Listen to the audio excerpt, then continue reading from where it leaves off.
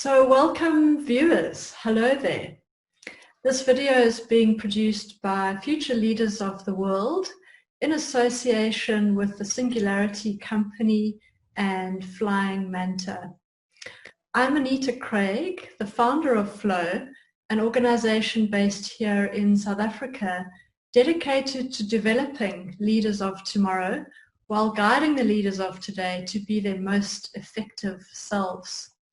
Changing times requires flexible approaches is our mantra. And Flow's vision is to partner with inspirational clients in order to design sustainable ways for them to navigate the cycles of transformation and change and to build a better future. We strive to co-create an inclusive approach that involves both current and emergent leaders and their teams. Through self-discipline, collaboration, and leadership, it is people who deliver on the purpose of the organization, or people who help to facilitate this. We are dedicated to providing transformational and useful means to help others navigate through these challenging times. And this brings me to today's interview with two of Flow's trusted and experienced associates, Brenton Nestler, owner of Flying Manta, and Stan Horwitz, CEO of the Singularity company. Welcome, Brenton. Welcome, Stan, to this call. Thank you. Thank you. Today, we're going to chat about the implications of the remote on the world of work and their offering of how to become a confident online facilitator. I'm personally delighted at what these two gents have put together for facilitators, coaches, consultants, in fact, professionals alike in the field at large who need to be flexible and adept at changing their facilitation methods to being online. With all this technology available, it's quite a daunting prospect to most of us, including myself. Here are two masters to help show us the way. So firstly, I'd like to take a moment to share a little bit about the Singularity company and Flying Manta, and then these two leaders of their respective businesses. So firstly, Stan and the Singularity company. Stan is a proud trans-industry consultant. I love that, Stan. His mission is to create a purposeful working world through business and people transformation that has positive economic and social impact. His passion is to partner clients to make sense of complexity and to re-navigate the repurposing for the creation of value through digital business transformation. He focuses on building online capability for engagement. Stan is a seasoned consultant with over 20 years of experience with global clients.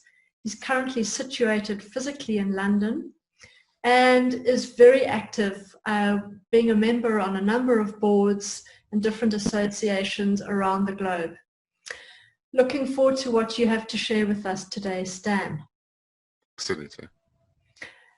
Brenton and Flying Manta. Brenton is a master level coach and facilitator. And just on that word master level coach, that doesn't come easy to anyone who knows about what it takes to become a master level coach. He's passionate about guiding personal development and helping clients to design and then become who, where, and what they want to be next. Brenton works with visionary leaders, collaborative big picture thinkers, and teams who motivate and support themselves and each other to realize clearly defined vision and objectives. Brenton has a broad suite of facilitation and coaching techniques, and he invites active, willing engagement to bring depth, personal accountability, and the joy of successful outcomes. And this includes online facilitation. So guys, please share with us a little bit about the collaboration. So if there's one thing that I'm absolutely passionate about, it's great partnerships. So one of the things that I talk about in my byline for my company name is I talk about transformative learning solutions, SOUL, and one has to feel it at a deeper level. And so Stan and I, when we started collaborating previously on some other projects, for me there was an instant connection and a kindred spiritness, and for me certainly a deep respect for someone who's a big picture thinker on the one hand, and also very energetically and passionately plugged into making sustainable and significant change. And so for me it was an obvious mix and an obvious collaboration opportunity, and yeah, it's opening up in beautiful ways. Sure, I'm not sure how I'm supposed to follow up on that one, but I think the soul connection is an important part because it speaks to authenticity and it speaks to, I think, credibility of offering. And Brenton is a professional in everything that he does. He brings a professionalism to everything that he does. He also has an exceptionally high attention to detail. And we just felt that this is a really good partnership in the sense of not only building the specific one or two programs, but in terms of really bringing capability to people and preparing them for a new world of work, which is suddenly all of a sudden, being thrust on us in a way that was possibly a bit faster than some might have wanted. But our role is really to help people prepare for that and to serve in a way that actually enables people to embrace the change, firstly at a macro level in terms of business and business strategy and ways of working, but even at a technical level, how do we create the engagement? How do we create vehicles and platforms for people to really, really engage out of the physical form? So the soul can connect visually as well as digitally, and we try and bring that energy into the workshops that we're providing. Thank you both. And it leads me to the question, it sounds like there's a higher purpose that you are both plugged in here and tuned in to being of service. Could you talk a little bit more about your collaborative sense of purpose? Well, I have a personal mission. One of my personal mission statements is co-creating a world of caring and connected community through inviting and facilitating conversations and circles for change. And where that came from is that deep part of myself that is very, very driven by connecting with others and helping others to connect with both themselves and their immediate environments and circles, to transform into being the very best versions of themselves by sharing and connecting and having the difficult conversations and creating safe spaces in which to really do deep and authentic and meaningful transformative work. So there's never been a greater time to be working in a space that's helping people to connect or stay connected while physically separated through things like lockdown and distance. It doesn't mean that we can't still be having deep and meaningful conversation and having deep and meaningful connection and having engagements that really do significant and massive and transformative work. We don't have to be in the physical same space to do that. And so for me, there's a big mission around creating the spaces in which that can happen and partnering with people that can help make that happen. And that's certainly for me what's driving a lot of this collaboration is a lot of energy about really helping people to connect and to transform and to use the tools and resources that are available to do that. Yeah, sorry. I think for me, purpose really translates to preparing people for a new world that is emerging. And, it's not, we're moving out of a linear kind of an era that's where things are so predictable into this space of deep, deep complexity where everything is interrelated and interconnected. And so for me, it's really about saying we understand that technology and technology enablement is going to transform business and business purposes, but it's also going to transform the way we work, how we interact, the mechanisms, the kind of cultures, organizational cultures that we create. And digital is one of those things that is fundamentally transforming culture. I mean, we're going to have to reconceptualize how organizational cultures look. And in order to do that, one thing is consistent, and that is engagement. It doesn't change. if we're going to create something that's new, that is involving, that is inclusive, that is innovative, that is creative, whether it be a product design or a new people practice, whatever the topic or content is, it requires engagement, it requires a shift in thinking around leadership to bring in the soul of the human into what is in fact going to be automated by many robots in decades to come, not decades, in years to come. So our purpose for me is really, my purpose is really about how do we utilize skills, build capability, build a community of online practitioners who really understand how to engage with technology, use technology to engage others. And so we're actually able to build a community of people of like-minded who actually say, how do we change the world? And positively, for positive purpose, be it at an individual or at an organizational level. And that's really probably what drives me. Thank you, Stan. Both of you so powerful. And that's what ignited me with your offering, is to say, hey, how can we share this with more people? Because it's practical, it's pertinent, it's current, and it's going to help to deliver into the future and prepare the way for the future here. I'd love to hear a little bit more, Stan, around, the implications of remote on the new world of work. Communication, engagement, development, all these things that you've named here. Could you just highlight a few of those for us? I think there's so many. I think there's implications in terms of the nature of business itself, but the world of work specifically, how that is going to be changing in terms of interaction. Some recent research has just shown that most CEOs around the world are seeing that it's never going to go back to what it was. So there will be some form of physical interaction. There's going to be a hybrid mix of two things.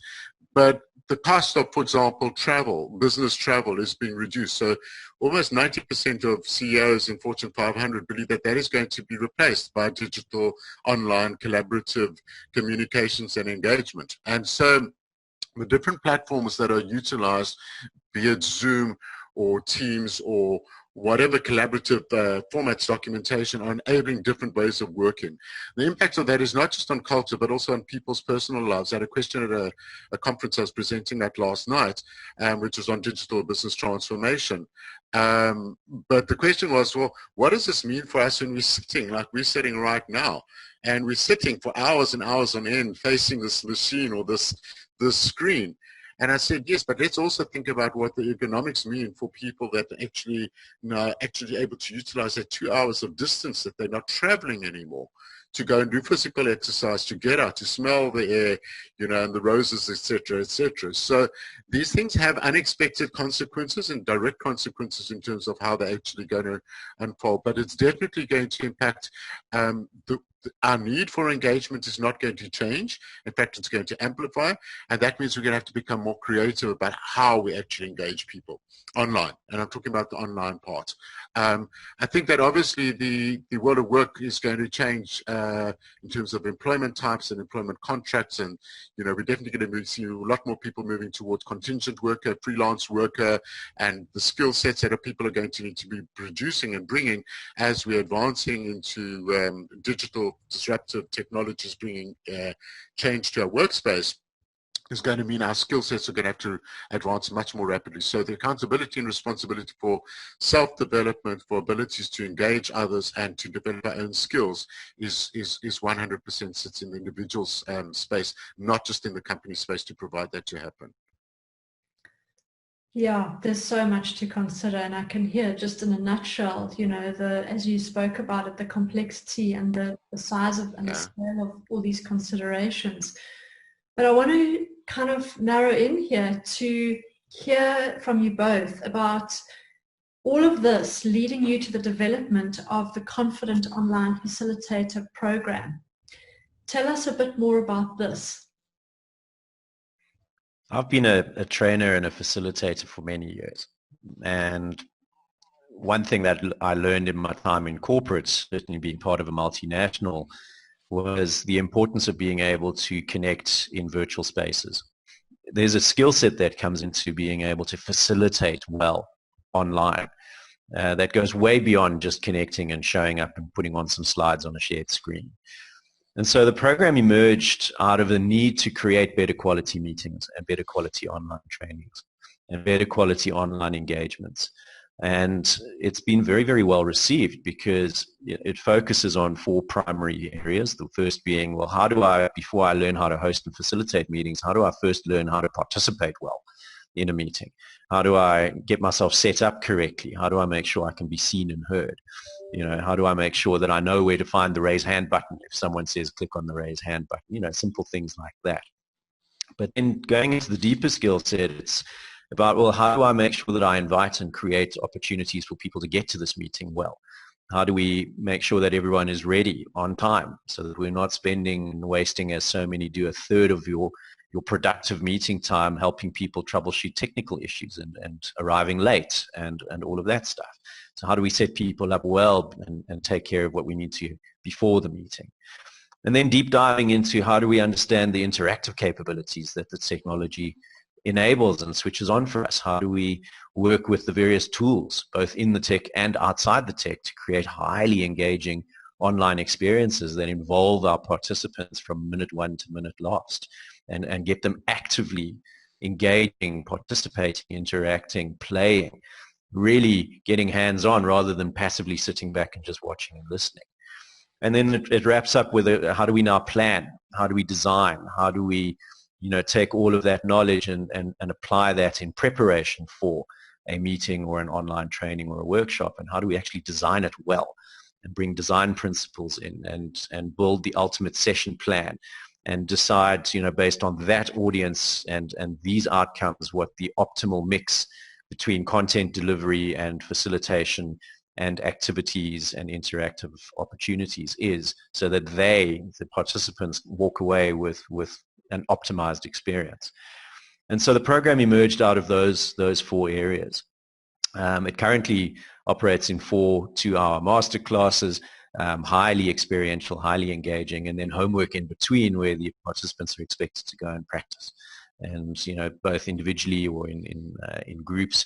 And ultimately, as that's a term I love, is, developing a community in practice. Because at the end of the day, we have a responsibility now to keep the wheels of business moving in the world. The economics are on their head, with this pandemic. And, the last thing we want is very poorly facilitated engagements online where we can't actually get to the business at hand, or we can't actually get to delivering the key message because we're not holding space well, or we don't understand the technology and so on. And every day we learn new ways of doing this better and more energetically, and every day we learn that the vast majority of people don't, and that creates opportunity for us to then bring another aspect of this business to life, which is consulting, and a term that I've hung my hat on. I call it digital MC work, which is more formally in other circles known as production, being a producer. So you create an event, you've got a webinar, you're having a town hall, you've got a workshop, you don't understand the tech and you can't be bothered with really understanding or wanting to learn it. So we come in and we hold all the technical space while you get on with presenting and doing your thing, and we make sure everyone's connected and sorted, and we run the activities and whatever else needs to happen, and we collaborate with you before the event to really make it as zhuzh as we can, so that ultimately everybody wins. And there's a whole new industry that's growing out of this, which is very exciting. And it's global, It's global. And there's no limitations. It's like anyone who's connected to the internet can play. Just linking back in, and before we close, thank you, Brenton, for that. And what struck me between the eyes on this call was that this work that you're putting forward as a starting place is not a luxury item. This is essential goods. This is essential work. And it's the foundational toolkit. And I would really like to just put it out there to everyone listening, watching, considering doing this, is take up the challenge of these 4 masterclasses and start your journey. And I certainly look forward to seeing you online in this space of learning and growing and transforming and evolving.